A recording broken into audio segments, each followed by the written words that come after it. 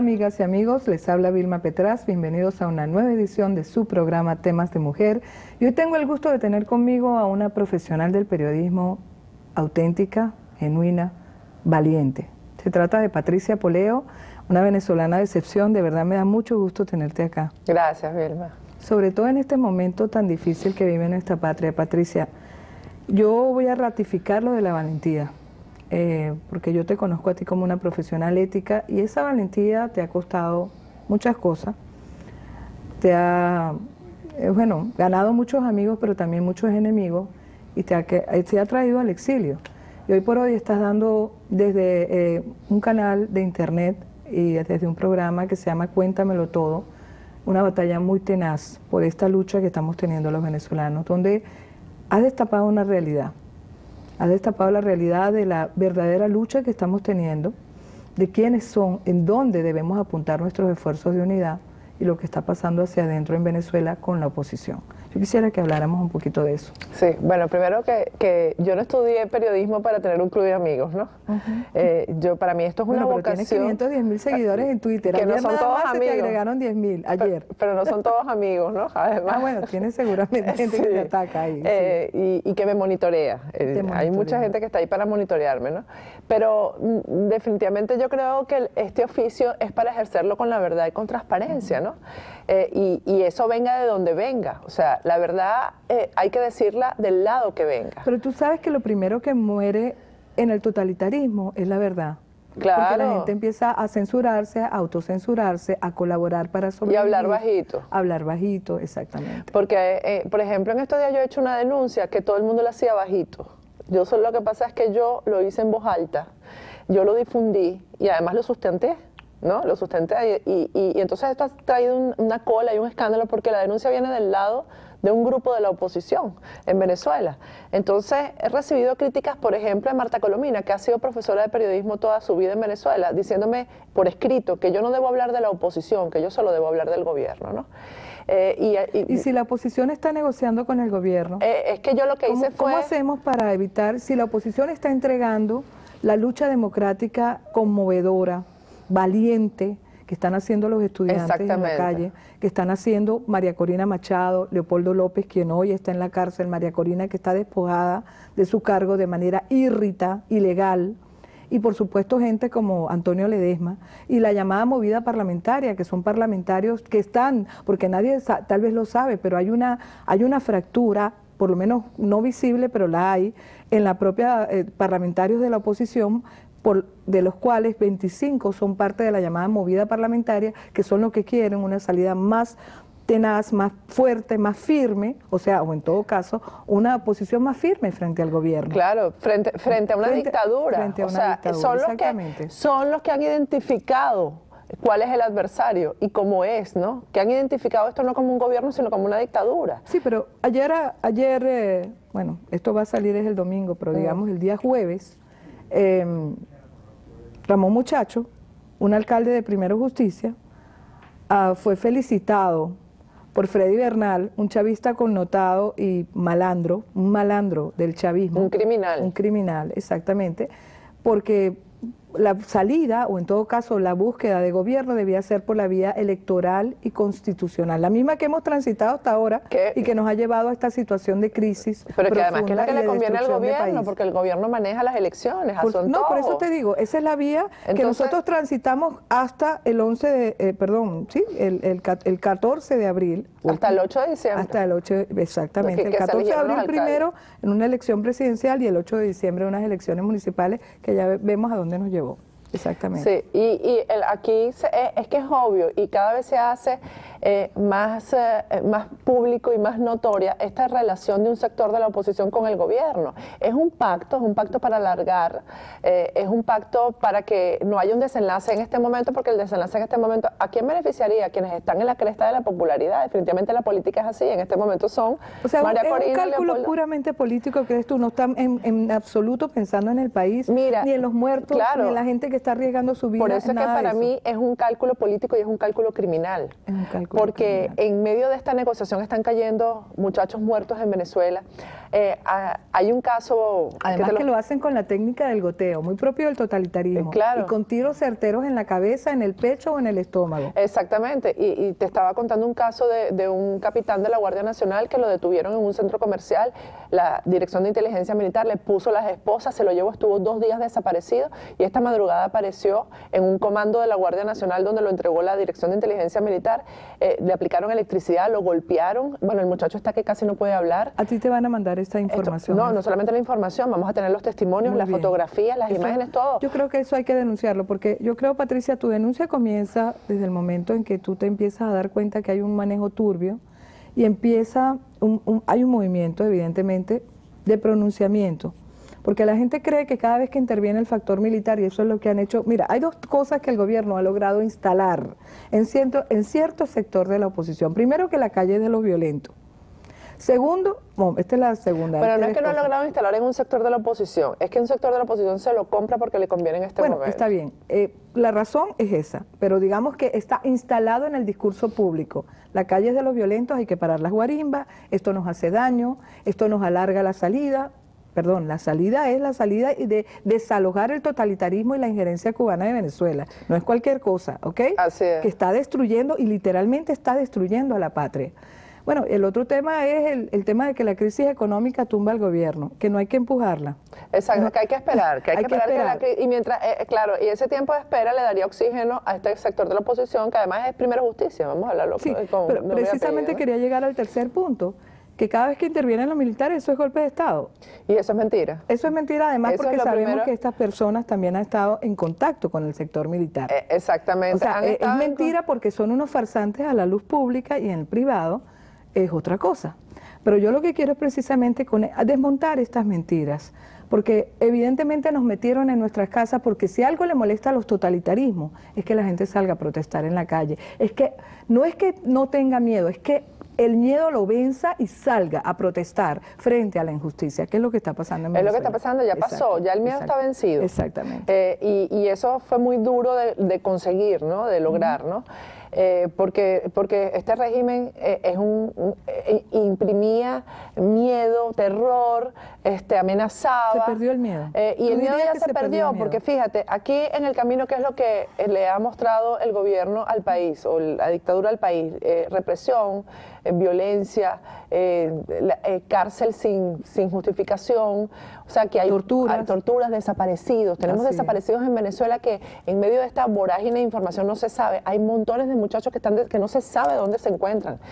Bueno, y además no tenemos medios independientes funcionales porque ya se acabaron. Tuviste lo que, no sé si llegó el periódico que los empresarios colombianos mandaron para que por lo menos en los próximos... Anoche estaban en ese forcejeo que no permitían la entrada del papel. Por eso te estoy diciendo, se mandó, pero no llegó. Pero no ha llegado. No ha llegado, pero no le han dado acceso en la frontera. Que los colombianos que estaban dándole periódico para que pudieran publicar por 15 días la prensa independiente. No, una cosa increíble. Exacto. Bueno, en medio de todo esto, pues entonces hay un sector de la oposición que mientras la gente, los estudiantes se están batiendo en la calle, están defendiendo al país y la libertad y la democracia en la calle, pues ellos están presionando para sentarse a negociar con el gobierno. Bueno, en Venezuela tenemos ya historias de negociaciones, de mesas de negociación. ¿Pero qué es lo que están negociando, Patricia? Bueno, vamos a que la gente entienda. ¿Qué es lo que están primero, negociando? alargar esto hasta que este partido, Primero Justicia, recupere el oxígeno. No solamente ¿Pero es Primero el Justicia. partido o es un líder?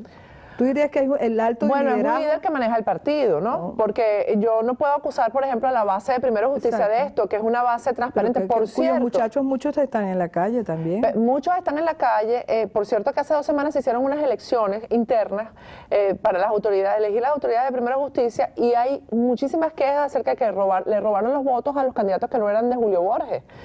Y hay denuncias específicas de gente que dice, bueno, yo no saqué ni un voto, ¿y el mío?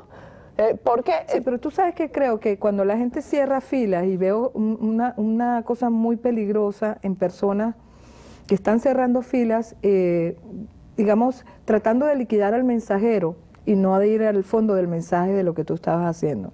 Una denuncia frente a una situación donde iba a haber No solamente se entrega y se está entregando al liderazgo opositor que salió a la calle valientemente y a los estudiantes, por un lado, sino también se está entregando al sector militar civilista, porque hay un sector militar civilista que quiere a los civiles, que no quiere que se siga matando estudiantes, que quiere salir de esta situación, que está en contra de la injerencia cubana, digamos, civilista e institucionalista, y está siendo traicionado también por este grupo de colaboradores, colaboracionistas, y yo diría que verdaderos traidores a la causa democrática venezolana. Bueno, lo que ocurrió aquí fue precisamente eso, ¿no? En Venezuela se iba a dar un pronunciamiento militar, porque déjame decirte, en Venezuela no se van a solucionar las cosas si no hay una intervención militar. Y ¿por qué? El gobierno, bueno, porque... ¿Y qué chance hay de que se solucione? O sea, de que haya un pronunciamiento. Volvamos a distinguir. Y quiero que esto quede claro, Patricia, no se trata de un golpe de Estado. No, eso era lo que permíteme yo quiero que explicarte. esto a la gente le quede claro, porque es que cada vez que oyen lo militar, la gente enloquece. Sí, pero déjame un momentico para explicar, ¿no?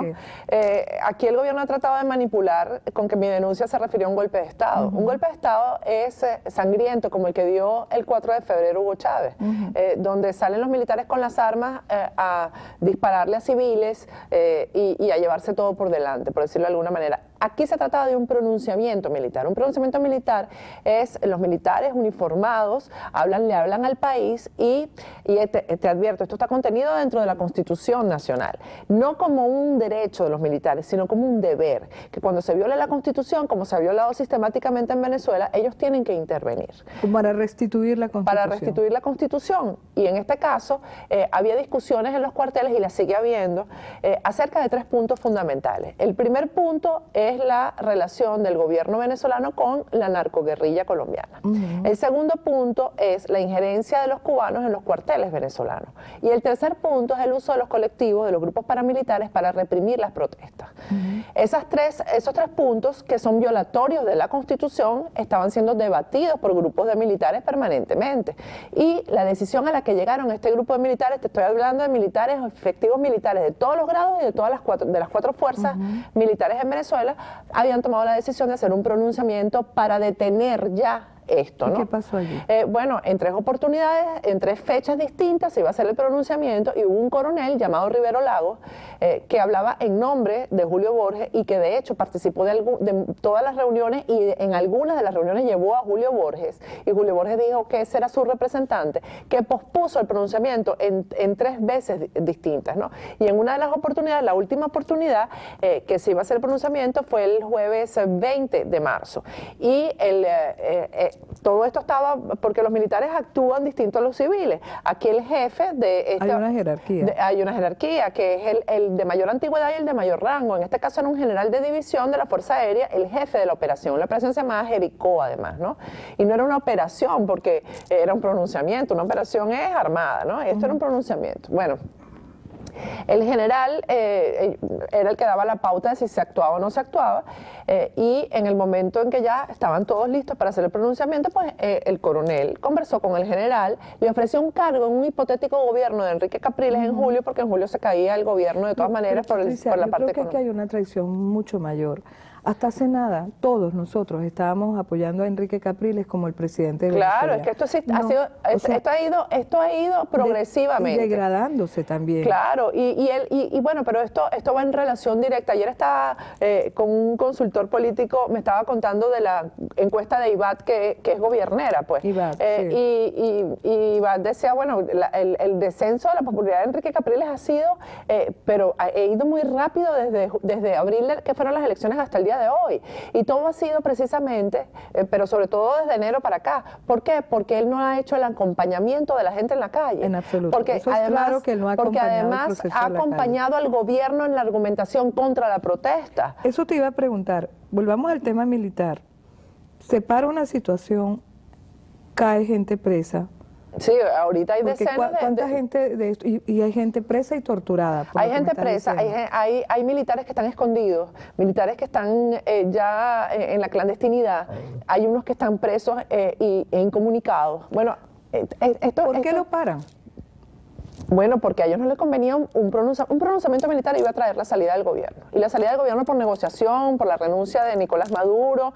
No estamos hablando de que iban a matar a Nicolás Maduro ni el golpe de Estado, como lo está tratando. Por cierto, que ayer salió Nicolás Maduro a defender a Julio Borges en esto, ¿no? Y a Cosa que me llama la en atención. contra tuya, sin nombrarte. Cosa que además me enaltece, ¿no? No, dijo una prófuga de la justicia que está, una periodista prófuga de la justicia que está en Miami, o sea, Patricia Poleo, ¿no? Y además habló de la denuncia que yo hice, ¿no? Específicamente.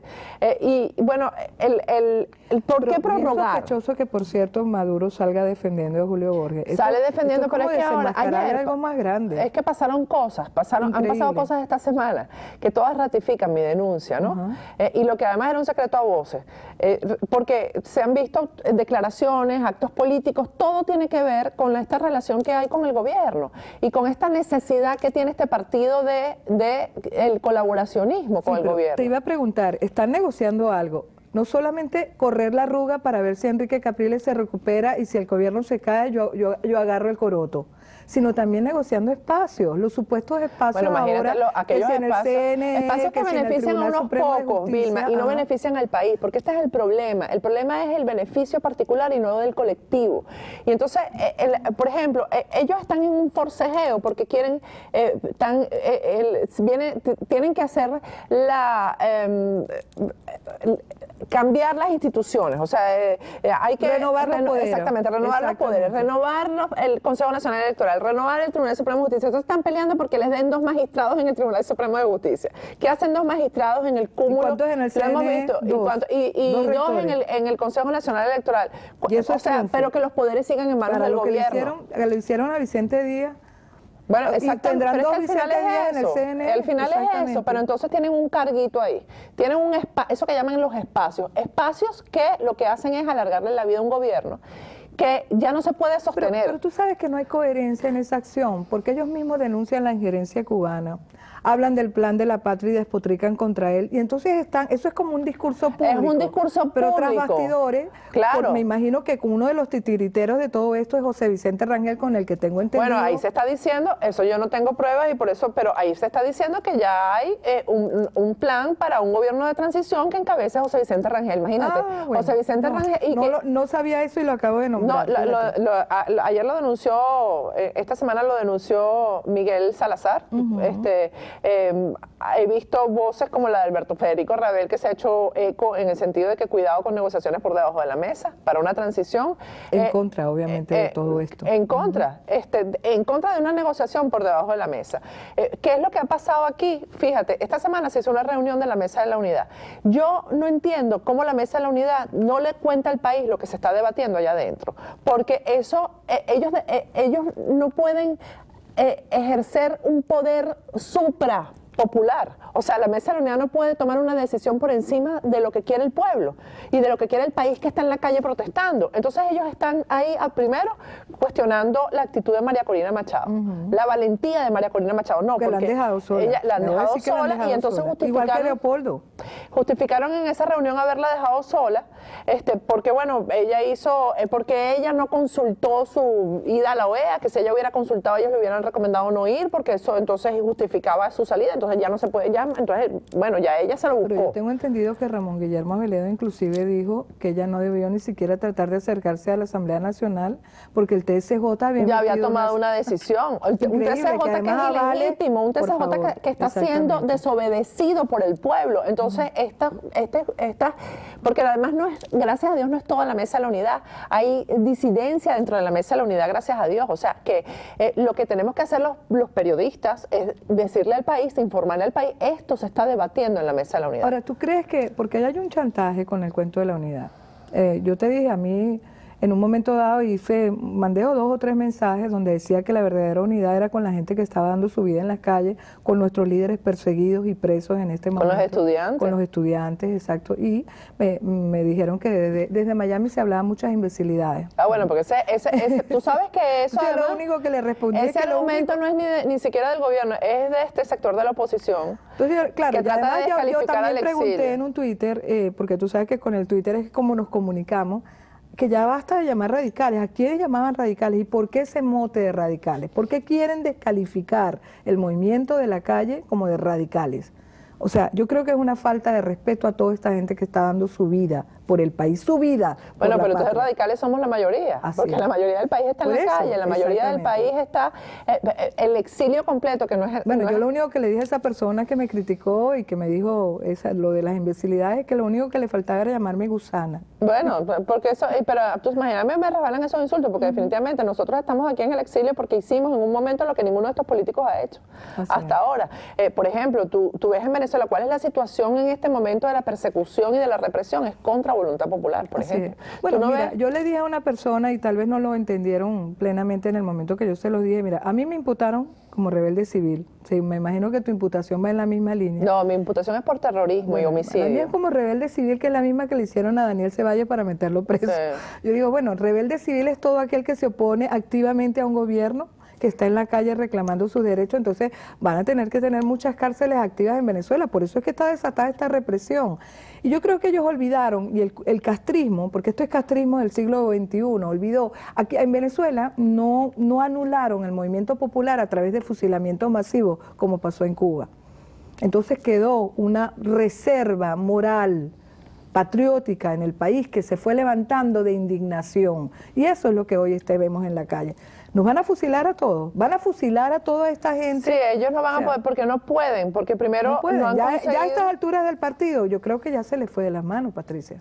Y no han conseguido el apoyo de las Fuerzas Armadas para asesinar a todo el que está protestando, porque en efecto, el ejército no ha querido salir. El ejército no ha querido salir, hay mucha resistencia dentro. Sobre todo, mira, yo digo que no solamente está el patriotismo de algunos efectivos militares, sino también que saben lo que les espera con el Estatuto de Roma. Saben que les espera la justicia internacional si cometen crímenes de lesa humanidad. Entonces también por eso viene el uso de los colectivos. Lo que vimos esta semana en la Universidad Central de Venezuela, cuando los colectivos entraron a un recinto que es sagrado, como el de la Universidad Central, armados, donde habían unos estudiantes que estaban haciendo una protesta pacífica, un acto absolutamente dentro de la Constitución y dentro de sus derechos. Bueno, y no solamente los golpearon, sino que los desnudaron a la cubana, porque eso no se había visto en Venezuela nunca, cómo los humillaron, cómo los golpearon. Bueno, pero ahí tenemos, por ejemplo, algunos personajes que el gobierno no se esperaba que iban a surgir, como el caso de la rectora de la Universidad Central de Venezuela, Cecilia García Arocha, que se le ha enfrentado al gobierno, pero además de una forma muy firme, y ha estado del lado de los estudiantes, y de todos los estudiantes, como dice ella, porque la universidad, no hay ningún escenario más plural que el de la universidad. Pero tú no crees, Patricia, y yo te lo digo porque vamos a ver los escenarios posibles. Esto evidentemente, frente al hecho de que el gobierno sistemáticamente y de manera selectiva va matando estudiantes con tiros certeros, cabeza, pecho o estómago, que utiliza estos grupos armados en la calle abiertamente y no los va a desarmar. ¿Tú no crees que ante esta situación, mira, ellos pueden básicamente desmontar el movimiento, por ejemplo, estudiantil, interviniendo a las universidades? ¿Tú crees que eso está lejos de que lo hagan? Bueno, ya han hecho los intentos. Ya inclusive hablaron de una federación de estudiantes de educación media. Públicamente es algo que, por cierto, están copiando de Cuba, porque en Cuba todos los estudiantes de educación media pasaron por esa federación, o como se llame lo que quieren hacer. Y es lo mismo que me imagino que quieren hacer los verdaderos estudiantes. Ellos ya están empezando en esa onda. ¿Tú crees que eso pudiera ocurrir? Mira, no va a pasar, te voy a decir por qué. En Venezuela ha ocurrido un fenómeno que a mí me llama mucho la atención. Yo tengo casi 50 años y mi generación no estuvo formada. Y eso que yo nací y me crié en democracia. Y mi generación no estuvo formada tan en democracia o con tanto sentido democrático como esta.